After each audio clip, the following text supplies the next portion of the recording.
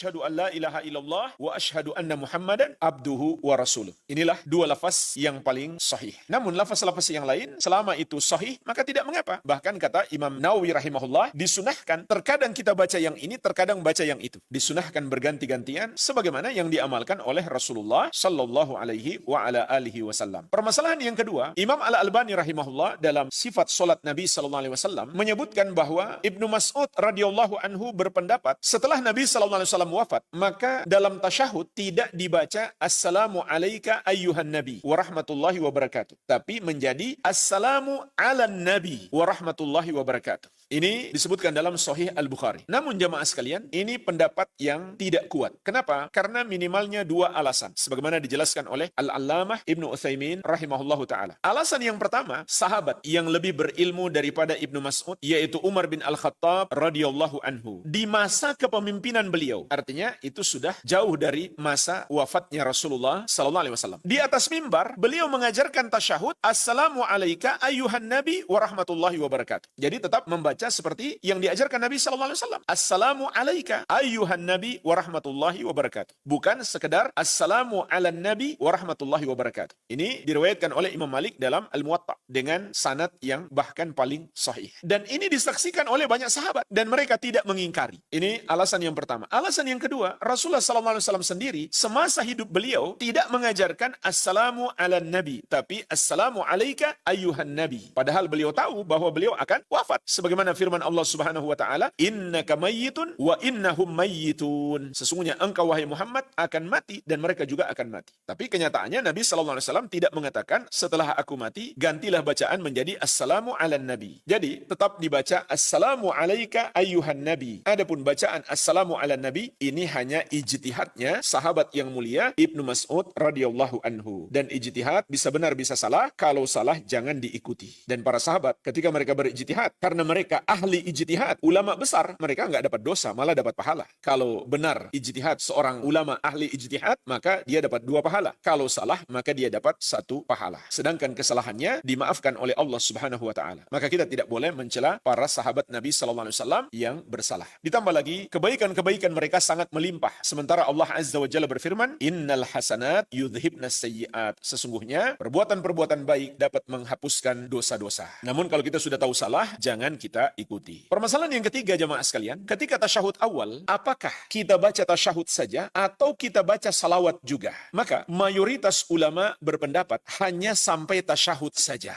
hanya sampai syahadat. Dan ini juga pendapat Imam Syafi'i yang lama. Tapi pendapat Imam Syafi'i yang baru, salawat juga dibaca. Jadi hanya mazhab Syafi'i yang berpendapat di tasyahud awal, salawat juga dibaca. Tapi mayoritas ulama, bahkan sebagian ulama menukil adanya ijma dalam hal ini, hanya dibaca sampai syahadat saja. Sampai wa asyhadu anna Muhammadan abduhu wa rasuluh. Pendapat yang lebih kuat insyaallah adalah pendapat yang pertama. Pendapat mayoritas ulama, yaitu hanya dibaca sampai syahadat. Kenapa? Karena ini adalah zahir hadis yang berbicara tentang tasyahud. Di antaranya yang sudah kita sebutkan tadi, tasyahud Ibnu Mas'ud, begitu pula Ibnu Abbas radhiyallahu taala anhum ajmain, itu tidak menyebutkan salawat. Ditambah lagi, kebiasaan Nabi sallallahu alaihi wasallam dan para sahabat di tasyahud awal itu singkat, tidak selama tasyahud akhir. Maka pendapat yang lebih kuat insyaallah hanya sampai tasyahud saja, tidak membaca salawat untuk tasyahud awal. Pada